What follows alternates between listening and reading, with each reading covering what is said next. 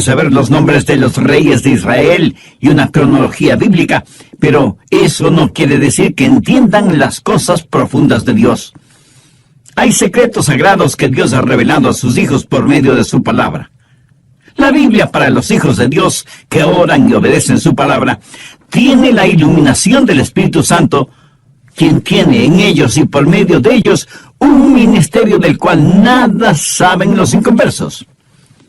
Hay 7 parábolas en este capítulo 13 de Mateo, y 7 siendo el número perfecto, significa que tiene un sentido de complementación. Las 7 parábolas comienzan con el tiempo cuando Jesús estuvo aquí en la tierra y hablan de la historia del Evangelio del Señor Jesucristo y abarcan hasta el tiempo cuando Jesús regrese. Y cuando usted entienda estas parábolas, sabrá qué esperar. Y si usted sabe qué esperar, no será desilusionado. Y si usted no está desilusionado, tampoco estará desanimado. Y si usted no está desanimado, no estará desalentado. Y si no está desalentado, no se dará por vencido cuando las cosas vayan mal. Es más, usted podrá decir, es maravilloso. Las cosas están sucediendo como Jesús dijo que sucederían. Y aunque esté rodeado de tinieblas, usted podrá exclamar: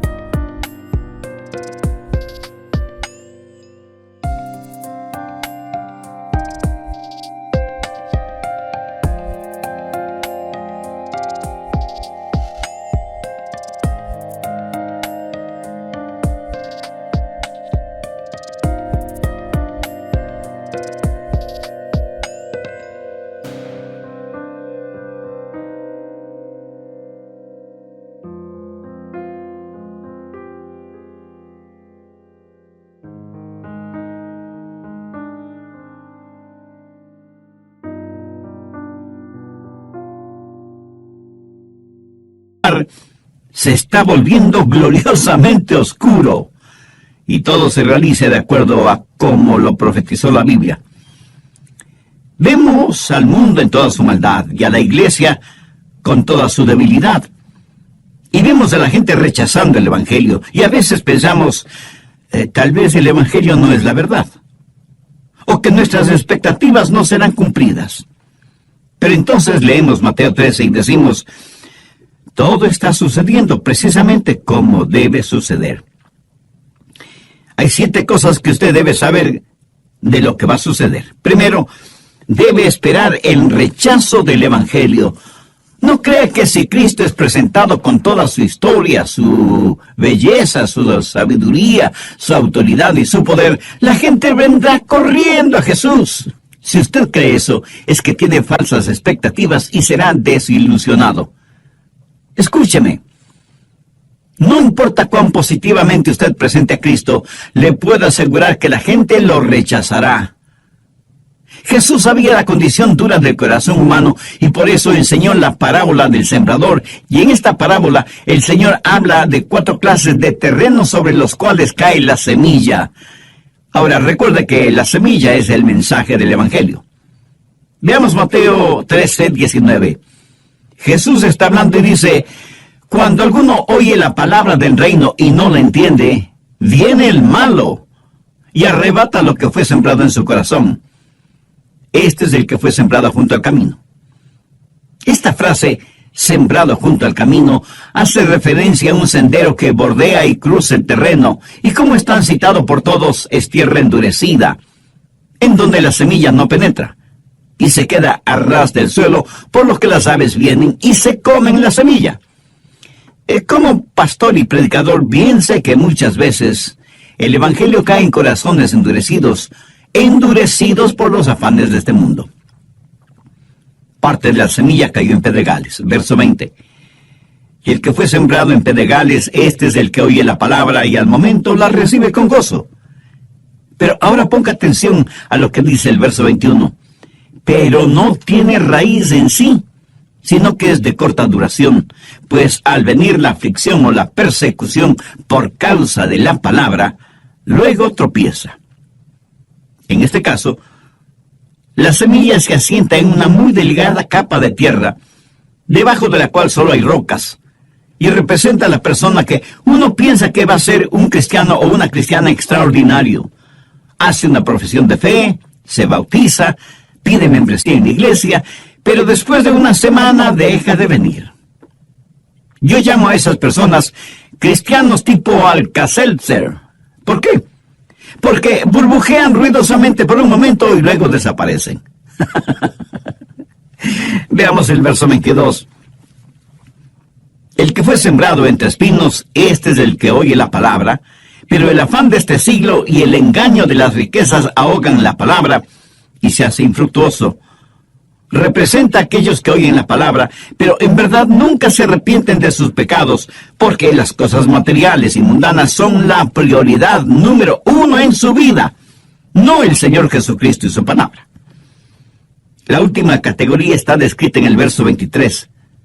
Mas el que fue sembrado en buena tierra, este es el que oye y entiende la palabra y da fruto y produce a 100, a 60 y a 30 por uno. ¿Qué es lo que debemos esperar? Si usted es un ganador de almas, o un pastor, o un evangelista, tiene que esperar el que muchos rechacen el evangelio. Pero esto no quiere decir que usted ha fracasado. Cuando yo era un joven pastor y predicaba el mensaje de la palabra y daba la invitación, y nadie respondía a esa invitación, yo sentía que había fracasado horriblemente delante de Dios. Tanto así, que al final del servicio no quería saludar con nadie. Deseaba que hubiera una puerta secreta detrás del púlpito para escaparme sin que nadie me viera. Hasta que finalmente comprendí que si predicaba la palabra de Dios sin adulterarla y nadie respondía, no era que yo había fracasado o que la semilla sembrada fuera mala. El problema estaba en el terreno sobre el cual caía esa semilla. ¿Qué aprendí de todo esto? Pues lo siguiente. Si usted se mantiene predicando y testificando y compartiendo el evangelio de la salvación, algunas personas se salvarán. Pero lo importante es no rendirse o desfallecer o desanimarse. Su trabajo es sembrar la semilla. Es el trabajo de Dios el hacerla germinar. Y es la responsabilidad de los que oyen el abrir sus corazones para recibir la buena semilla del Evangelio del Señor Jesucristo. En este mundo y en esta vida, al vivir su vida cristiana, espere que algunas personas rechacen el Evangelio. Pero porque la gente no acepta el Evangelio, eso no quiere decir que el Evangelio ha fracasado. La Biblia dice que somos una manada pequeña, que estrecho es el camino al cielo, y pocos son los que transitan por él. Somos la minoría del Maestro, y si espera ganar a todo el mundo para Cristo, le puedo asegurar que sufrirá una gran desilusión. La Biblia enseña que solo el 25% del terreno estaba listo para recibir la semilla. Y cuando ese 25% recibe la palabra, no todos producirán la misma clase de fruto. Segundo, debe esperar encontrar miembros hipócritas en las iglesias. Algunas veces la gente me dice, pastor, ¿sabía que hay hipócritas en la iglesia? Y yo, como si no lo supiera, contesto, ¿hipócritas en la iglesia? No puede ser. Y usted no necesita ser un pastor de una iglesia para saber que hay hipócritas, principalmente dentro de las iglesias. Ahora, eso no significa que el evangelio ha fracasado o que todo esto toma por sorpresa a Dios. Veamos Mateo 13:24. Les refirió otra parábola diciendo, el reino de los cielos es semejante a un hombre que sembró buena semilla en el campo. Pero mientras dormían los hombres, vino su enemigo y sembró cizaña entre el trigo y se fue. Y cuando salió la hierba y dio fruto, entonces apareció también la cizaña. Vinieron entonces los siervos del padre de familia y le dijeron: Señor, ¿no sembraste buena semilla en tu campo? ¿De dónde pues tienes cizaña? Él les dijo: un enemigo ha hecho esto. Y los siervos le dijeron: ¿quieres pues que vayamos y la arranquemos? Él les dijo: no sea que al arrancar la cizaña arranquéis también con ella el trigo. Dejad crecer juntamente lo uno y lo otro hasta la siega. Y al tiempo de la siega, yo diré a los segadores: recoged primero la cizaña y atadla en manojos para quemarla, pero recoged el trigo en mi granero. Ahora, ¿qué significa esta parábola? El trigo sirve para hacer pan y los hijos de Dios están representados por el trigo. La cizaña, que se parece muchísimo al trigo, es sembrada por el enemigo. El que siembra el trigo es el Hijo del Hombre. La buena semilla son los creyentes en el Señor Jesucristo, y quien siembra la cizaña es el diablo. El tiempo de la siega es el fin de los tiempos, cuando Dios separará al trigo de la cizaña. Mi amigo, aquí hay una gran lección. Espere encontrar hipócritas en la iglesia. Independientemente de su denominación, toda iglesia tiene sus hipócritas. Pero no es nuestro trabajo el separar el trigo de la cizaña. Nunca se embarque en una cruzada contra otra religión. Esa no es su responsabilidad. Su responsabilidad es predicar el Evangelio del Señor Jesucristo. La Biblia sí nos dice que debemos advertir a los demás acerca de las falsas religiones y de ciertos líderes espirituales que no son más que lobos disfrazados de ovejas. Además, usted no puede separar el trigo de la cizaña porque usted no sabe lo que hay en el corazón del hombre. Usted no conoce a las personas tan íntimamente como Dios las conoce. Y esta parábola tiene 3 pensamientos básicos: la siembra de la cizaña, el crecimiento de la cizaña y la identificación de la cizaña. ¿Quién siembra la cizaña? El diablo. ¿Cómo crece la cizaña? Los cristianos y los hipócritas crecen uno junto al otro en las iglesias. ¿Cuándo será identificada la cizaña? Al final del tiempo. Entonces, ¿cuál es la lección básica? No todos los terrenos son buenos para la siembra. Tercero, no se desanime a causa de los hipócritas en la iglesia. La presencia de ellos no significa que el evangelio ha fracasado. Una falsificación es el más grande elogio a aquello que es real y verdadero. ¿Por qué falsifican billetes de 20, 50 o 100 dólares? Porque evidentemente tienen valor. Nadie falsifica envolturas de caramelos porque eso no deja ninguna ganancia. Una falsificación significa que el producto original tiene mucho valor. Por lo tanto, no todos los que nombran el nombre de Jesús o dicen creer en Él son genuinos creyentes. Y si usted conoce a algún hipócrita, eso no le da derecho a decir: bueno, si así son los cristianos, yo no quiero saber nada del cristianismo. Jesús nos ha dado muy claras advertencias sobre los hipócritas. Cuarto, debe esperar el surgir o resurgir de cultos falsos. Mateo 13, desde el verso 31.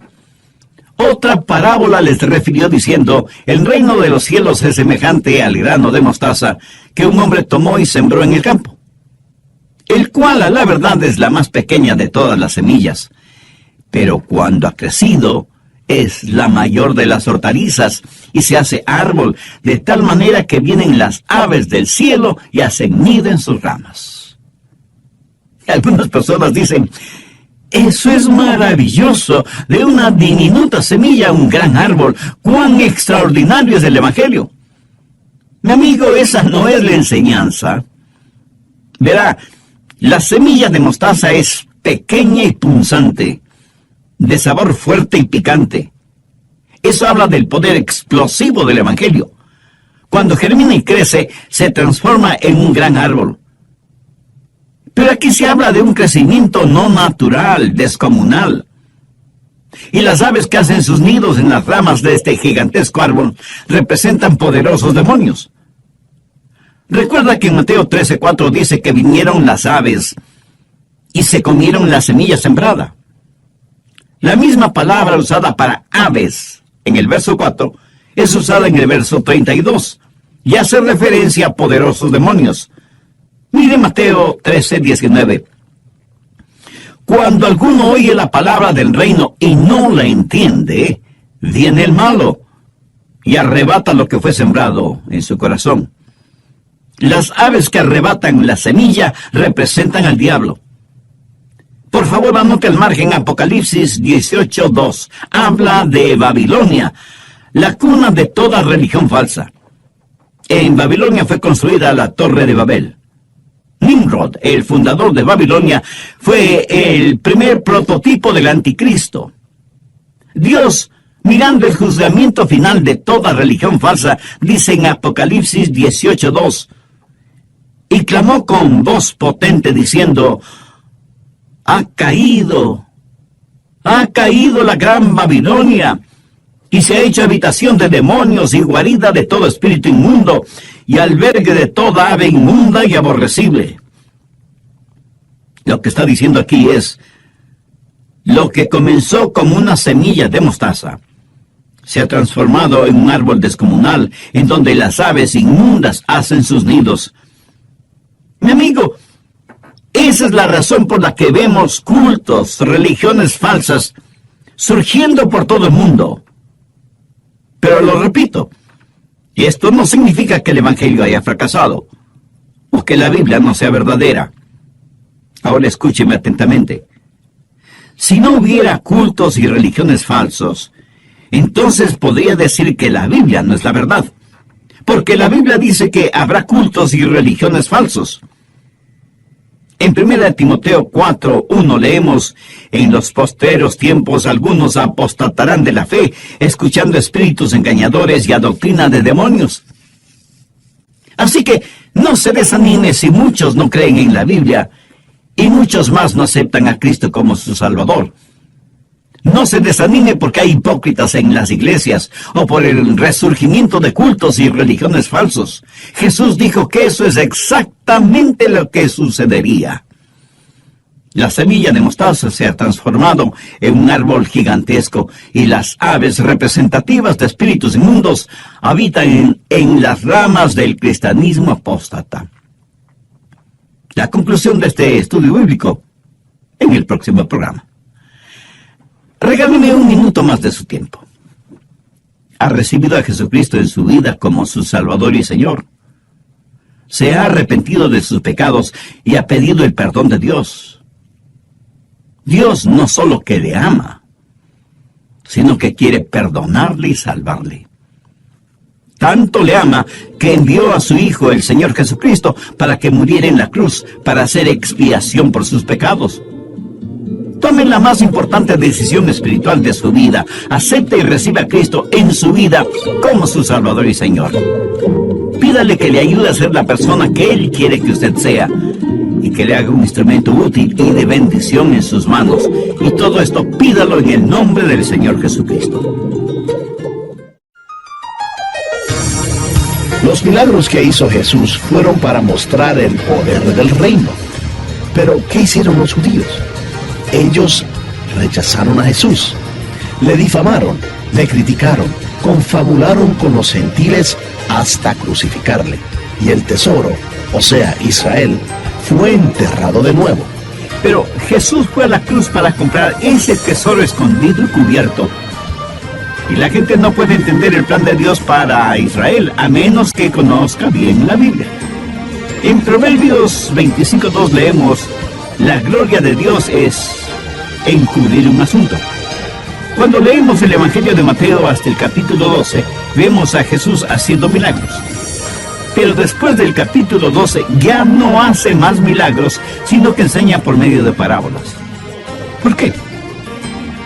Porque antes del capítulo 12, él está destapando el tesoro, diciendo, este es el reino de Dios. Los judíos le rechazaron y Jesús volvió a cubrir ese tesoro. Mateo 13:13 dice, por eso les habló en parábolas, porque viendo no ven, y oyendo no entienden. ¡Qué verdadera tragedia! El viendo no ver y oyendo no entender. Les habla Andrés García Vigio. Sean bienvenidos a El Amor que Vale. Hoy, el doctor Adrian Rogers, en la voz del pastor Lenín de Llanón, concluye su estudio bíblico 7 secretos sagrados. De los 7 secretos sagrados que empezamos a estudiar en el programa anterior, ya hemos visto los primeros 4. Así que veamos los siguientes. Quinto, espera encontrar corrupción aún en las iglesias.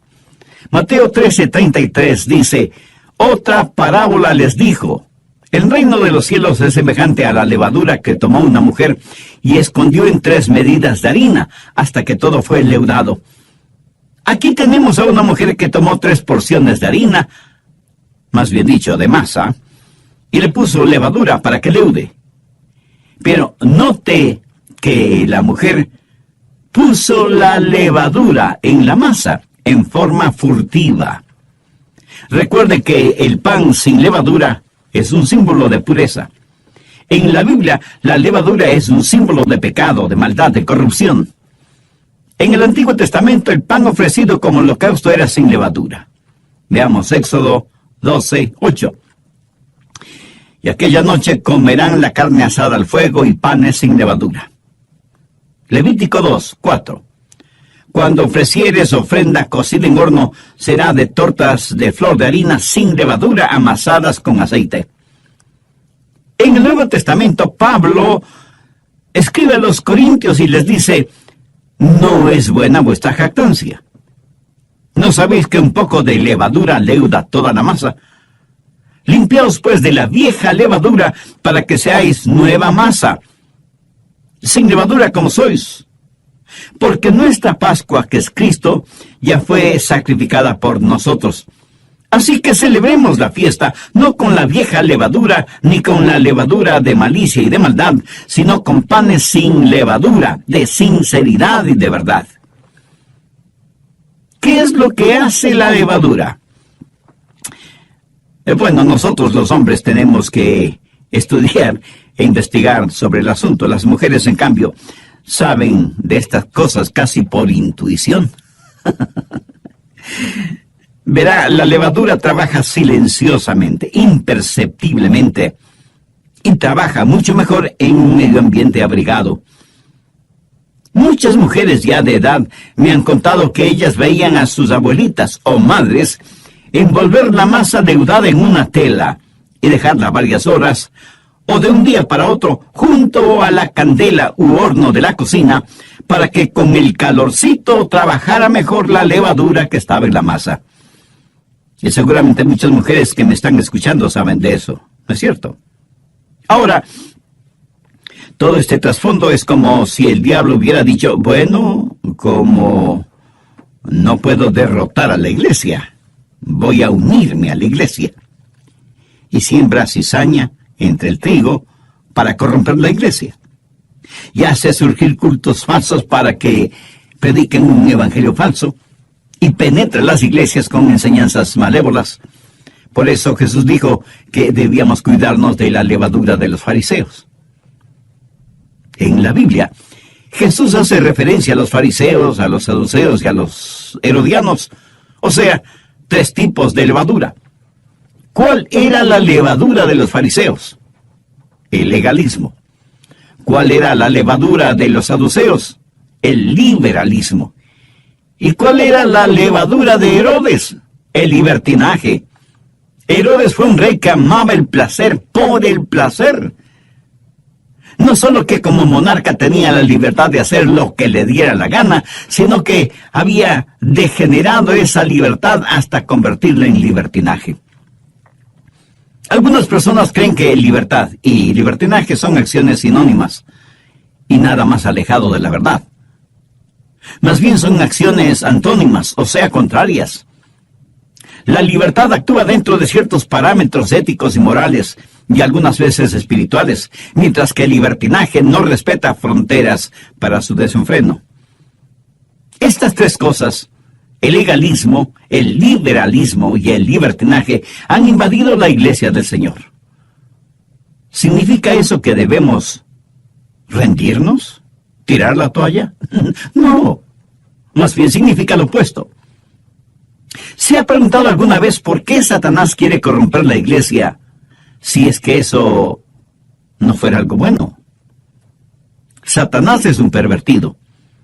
En nuestros días ya no es nada raro leer horribles historias de apostasía en algunas iglesias, pastores y ministros sorprendidos en una vida de libertinaje.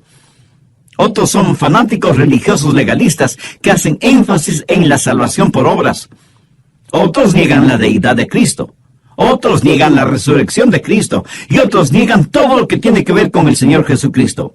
Levadura de los fariseos, levadura de los saduceos, levadura de Herodes. ¿Causará todo esto que yo cierre mi Biblia y deje de predicar? De ninguna manera. Sé que todo lo que está pasando es exactamente lo que Jesús dijo que pasaría. Sexto, puede estar seguro que Dios cumplirá su palabra con Israel. Observe todo lo que está pasando en Medio Oriente. Algunas veces me preguntan, Pastor Rogers, ¿qué es lo que la Biblia dice proféticamente sobre los Estados Unidos? Y yo sencillamente contesto, muy poco. Casi es mejor decir nada. Pero mantenga sus ojos sobre Israel. Dios en estos últimos tiempos mantiene su palabra y sus promesas dadas a Israel como nación. Veamos Mateo 13:44.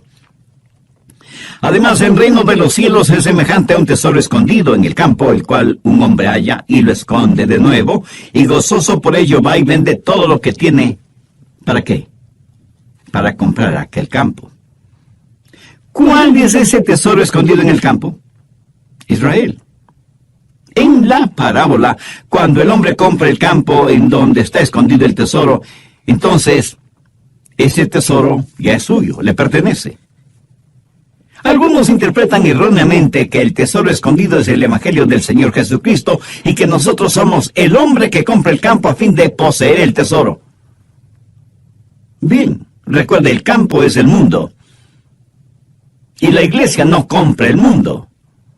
Los cristianos no compran el mundo porque el Evangelio no está a la venta. El Evangelio no es descubierto y luego vuelto a esconder. Eso no tiene ningún sentido. Pero así interpretan algunos esta parábola.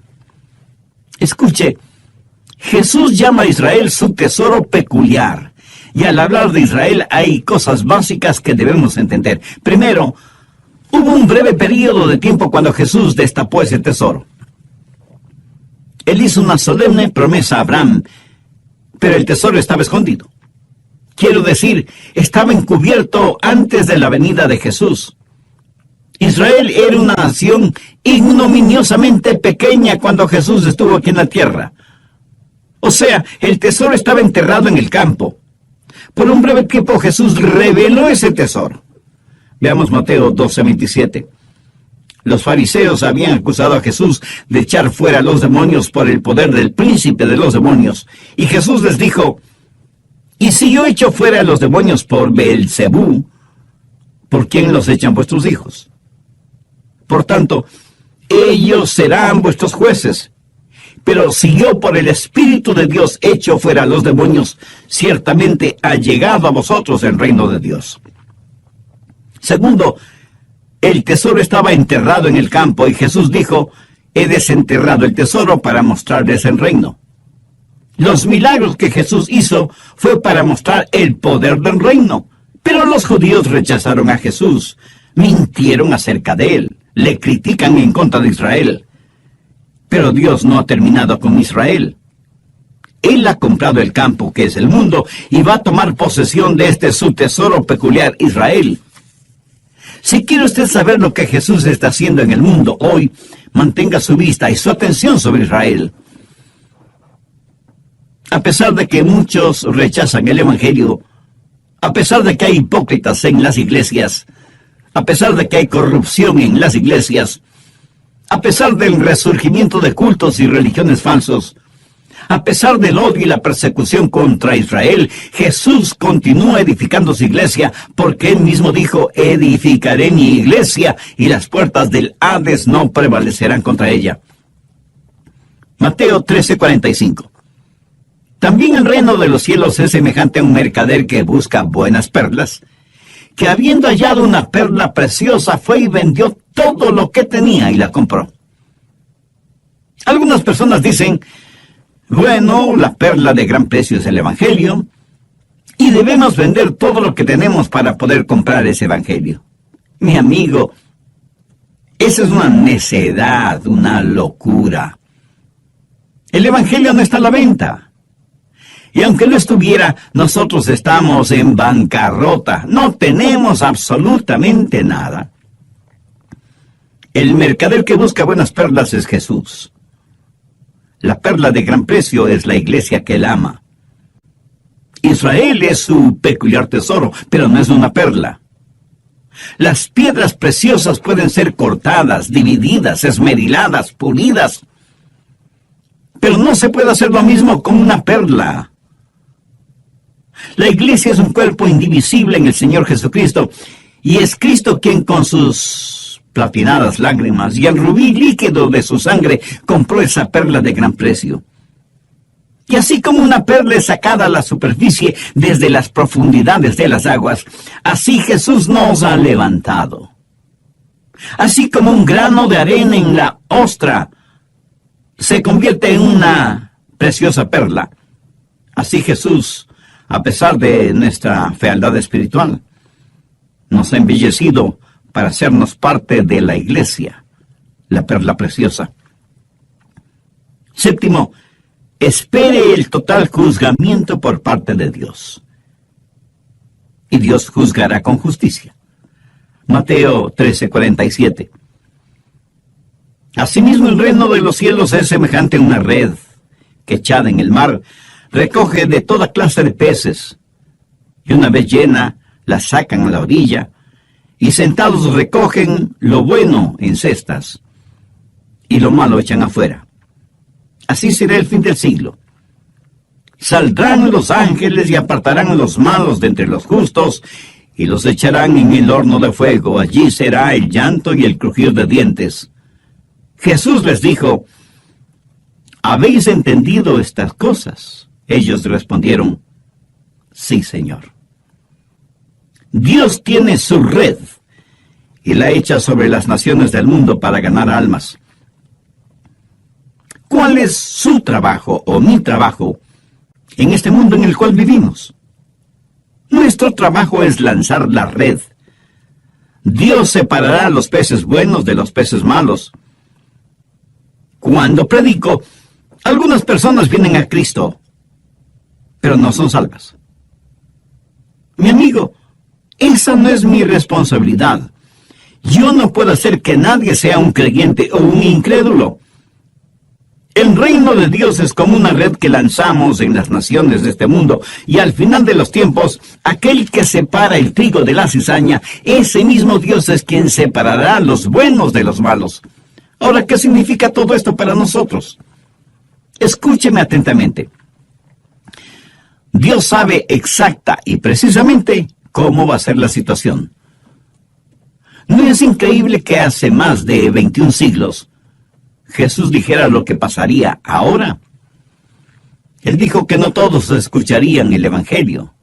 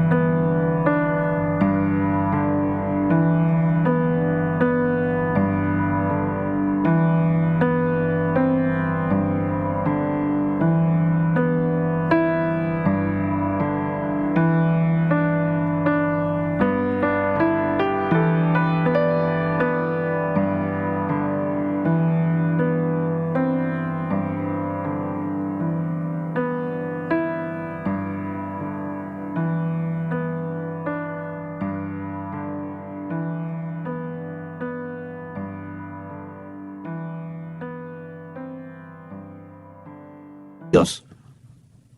¿No le gustaría a usted ser un sembrador de la semilla bendita? ¿No le gustaría ser como el pescador lanzando sus redes sobre su vecindario, sobre su ciudad, sobre su país? ¿No quisiera ser un miembro fiel del cuerpo de Cristo, la iglesia, y orar a Dios que la mantenga pura y libre de la levadura de la corrupción? ¿No quisiera tener una relación personal con Dios por medio del Señor Jesucristo y recibir a Cristo en su corazón ahora mismo? Si sus respuestas son afirmativas, le invito a orar conmigo una sencilla pero significativa oración. Mi oración solo será para guiarle. Usted ore con sus propias palabras, pero dígalas con fe, con sinceridad, depositando toda su confianza en Dios. Que quede un oído atento para su plegaria. Ore y diga: querido Dios, gracias por haberme dado la oportunidad de escuchar este mensaje de tu palabra.